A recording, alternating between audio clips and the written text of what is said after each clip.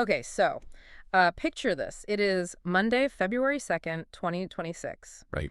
You're sitting down at your computer, maybe you've got your coffee, and you open up a blog. But this isn't just any blog. No, not at all. This isn't, a recipe site or some travel diary. This is a massive, sprawling digital archive that feels less like a website and more like like a laboratory notebook. For a life in progress, that's a perfect way to put it. The scale is what hits you first. It really is. So today we're doing a deep dive into the mind of a self-described software plumber who's also a prolific gardener. And we're looking at a very specific entry. Yes, from the website kianmeng.org, titled Notes on Gardening, Part 795, Should We Explore Climbing Fig, Ficus pumila? And that number, part 795, that's what just stops you in your tracks. It's staggering. I mean, 795 entries just on gardening. Who does that? Someone with a very, very systematic way of looking at the world. And that's what we're really unpacking today. Yes, we are going to talk about this climbing fig vine, which is fascinating. It's got some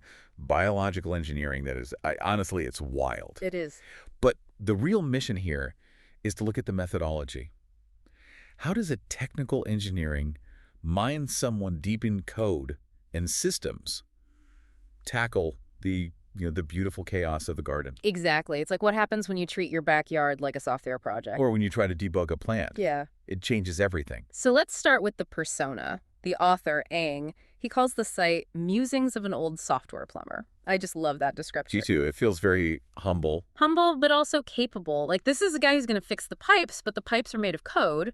It suggests a focus on the infrastructure, doesn't it? A plumber doesn't just care that water comes out of the tap. Yeah. They care about how the pipes connect, the pressure, the seals, everything behind the wall. And when you look at the sidebar on his website, you realize that mindset applies to absolutely everything. Oh, the sidebar is a rabbit hole in itself. Yeah. I was just scrolling and laughing in amazement at the sheer variety. It's the definition of a polymath. But notice how it's all grouped. Right. So we've got notes on Elixir programming, notes on Python, notes on Haskell. Now, for anyone listening who isn't a coder, Haskell. That's not just any language, is it? No, not at all. Haskell is a purely functional programming language. It's very mathematical, very, very strict. It's all about things not changing unpredictably. It requires a really disciplined mind. It does, a very logical mind. So you have this strict mathematical coding brain, but then right next to that you have notes on fish keeping. And notes on guitar, notes on meditation. Even betta spawn logs. Which is such a contrast, isn't it? You have the rigid logic of Haskell next to the fluid, unpredictable nature of, breeding fish or growing a plant. But notice the title. Everything is notes on. Yes. It's not my thoughts on guitar, it's notes. That distinction really matters. Yeah. It implies data collection. It implies continuous process of learning. It feels scientific. He isn't performing for an audience, he's documenting for the system. Exactly. And this goes back years. The archives go all the way back to 2011. And in this month alone, February 2026, he's posting about Haskell, urban photography, and gardening. It's all happening at once. Which tells us that for him, these aren't separate things. The gardening isn't an escape from the coding. It's just another system to be analyzed and documented. And when you write almost 800 posts on something... You're not just planting flowers, you're building a knowledge base. You're treating the garden like a code base that needs constant updates and patches. That is a wild way to think about your petunias. But it makes perfect sense when you read this post. It does. So let's get into it. It's February 2nd, 2026. Ang is out on what he calls a field trip. Right. And he doesn't say, I went for a walk. That's what I would say. Me too. He says he was conducting a field trip to study the design of an open garden. There's such an intentionality there. He's not just strolling, he's scanning. 100%. He's looking for data. He's looking for design patterns. And he spots something. He sees a plant species growing all over a wall. And this is where the software plumber finds a feature in the environment. He identifies it as Ficus pumila, the climbing fig. I think most people have seen this plant. Oh yeah, it's that really tight, leafy vine that almost looks like it's painted onto a wall. That's the one. But Ang describes it with such technical precision, he calls it a vigorous, evergreen, woody vine. It sounds like he's reading a spec sheet for a new piece of hardware. He basically is. Yeah. But what's fascinating is the specific trait that catches his eye. It's not the color of the leaves or how pretty it is. No, he hones in on the mechanism. The mechanism of adhesion. the sticky substance. Yeah, he notes that the aerial roots secrete a sticky substance that lets it adhere to almost any surface. It's nature's superglue. It really is. And from an engineering standpoint, he's just identified a module, the plant, that has a highly specific function. Rapid surface coverage via chemical adhesion. I love that. He's not looking at a plant. He's looking at a solution to a problem. He says it's ideal for covering large wall areas quickly. It's like he's evaluating a new library for his code.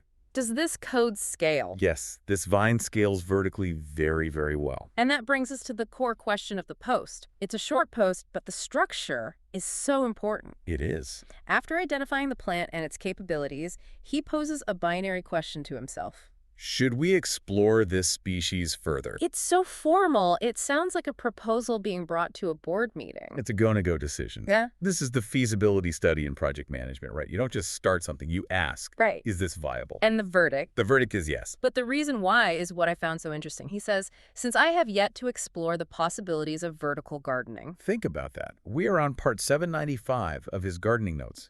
He has written almost 800 entries on this. Documenting everything. Soil, seeds, flowers, probably irrigation. And yet, he identifies a gap in his knowledge. Vertical. He's mastered the horizontal plane, maybe, but the vertical plane is a new frontier, a new dependency he needs to integrate into his system. That's actually profound. You can know so much and still say, oh, wait, I haven't done the z-axis yet.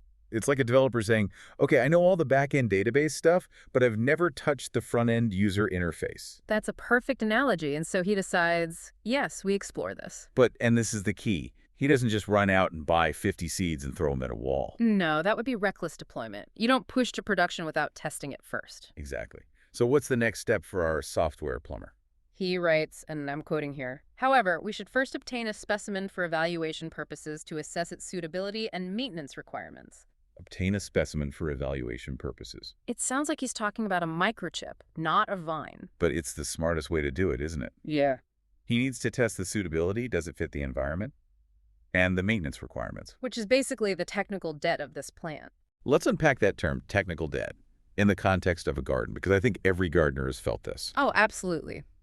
In software, technical debt is when you write quick, dirty code to get something working now, but you know you'll have to pay for it later with bugs or crashes. And with Ficus pumila. That plant is high risk for technical debt. That word he used, vigorous, that's a polite word for aggressive, it grows incredibly fast. So if you don't maintain the code. If you don't prune it, it will cover your windows, clog your gutters. It can even damage the mortar between bricks. So he's potentially introducing a virus into his system. Or at least a very powerful script that needs root access. Pun intended. Chuckles. Very nice. Thank you. So the evaluation phase is crucial. He needs to see if he can contain it. Can he sandbox this vine? Sandboxing the vine. I never thought I'd hear gardening described this way, but it makes so much sense. It really does. An amateur buys the plant because it looks cool. Aang buys the plant to run a suitability test based on a gap in his current infrastructure. And he documents it all publicly. That's the other huge piece of this. The open source aspect of it all. Right. The blog isn't just a diary. It's a public log. In the sidebar, under Do Support, he lists the Electronic Frontier Foundation, the Free Software Foundation, the Tor Project. Wikipedia. Yeah, these are all heavy hitters in the world of open information and digital freedom. These are not gardening clubs. These are organizations dedicated to the idea that information should be free and accessible. And that says so much about his values. He believes in free and open source software. And he's applying that exact same philosophy to his life in his garden. So his notes on gardening are basically open source documentation for anyone else who wants to replicate his results. That's it, exactly. When he writes about Ficus pumila on February 2nd, 2026, he's committing a piece of information to the global repository of knowledge. Here's a module I found. Here are its specs. Here's my plan to test it. Use this as you will. And it connects back to that humility we talked about. He's not selling you a course on the perfect garden in 3 easy steps. He's just sharing his notes. Here's what I learned this week. And that's incredibly liberating because it removes the pressure of perfection.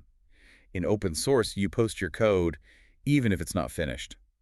Aang posts his notes even if the garden isn't finished. Which, of course, a garden never is. Never. And if you look at his other posts from that same week, Notes on Haskell Programming, Part 47, Refactoring, it's the same process. Observe, analyze, test, document. whether it's code or a vine. It makes the world feel so much more manageable when you break it down like that, doesn't it? It removes the anxiety of the unknown. The garden isn't some mysterious force of nature. It's a system with inputs and outputs that you can manage. It's just fascinating. It's the consistency that's most impressive to me. 15 years of consistent documentation. The compounding value of that is immense. By 2026, he has a searchable database of his own life. If he wants to know when he last planted tomatoes, he just greps his own blog. He greps his life. That is the dream. It is. Most of us rely on faulty memory. Oh, I think I tried that fertilizer 2 years ago. Did it work? Yeah. Yes, Ang knows. He could look up the commit history of his garden. It's amazing, and I think it shows he hasn't abandoned his technical roots. He's leveraged them to appreciate the world more deeply. I think so too. When he sees the sticky roots of that fig, he appreciates the engineering of nature. I do wonder, though, does he ever just sit without taking notes? Well, he does have notes on meditation in the sidebar. Chuckles. Of course he does. Part 400, successfully cleared the cache of the mind. Chuckles. Probably. Garbage collection complete. But seriously, that rigorous observation is a form of presence, don't you think? You have to be really paying attention to notice that. That's a great point. Most people walk past that wall and just see green stuff. Ang sees sticky substance, evergreen, woody vine, vertical opportunity. The note-taking forces you to actually see. So, as we wrap up this deep dive, what's the big takeaway? We've got a guy, a vine, and a blog from the year 2026. For me, it's the celebration of the process. The climbing fig is just the content. It could have been anything. But the container, the method of observe, question, test, and document, that is the real gold here. It's a reminder that consistency and curiosity with a little structure can build a mountain of knowledge. Or a vertical garden. And it changed how you look at a wall covered in leaves. It's not just scenery anymore. No, it's a successful deployment of a biological algorithm. Precisely. It's nature's code, running successfully in production. I want to leave our listeners with a final thought then. Ang calls himself a software plumber and filters his world through that lens. But we all have a lens, right? Maybe you're a teacher, a nurse, a mechanic. Right. And you see the world through that lens. A teacher sees development. A mechanic sees friction and leverage. So if you viewed your life or your hobbies through your professional lens, breaking everything down into notes and evaluations like Ang does, what specimen would you be evaluating today? What is the Ficus pumila in your life right now? Is it a new habit? A new project? Don't just jump in. Run the feasibility study. Ask, should we explore this? And then obtain a specimen for evaluation. And write a note about it, even if it's just for you. You never know. You might end up at part 795 one day. And that would be quite an achievement. A legacy of your own learning. Huge thanks to the digital archives of qianmeng.org for this. It's been a real pleasure exploring the year 2026 with you. A true inspiration for open source living. Absolutely. Well, that's all we have for this deep dive. Till the next post. Till the next post.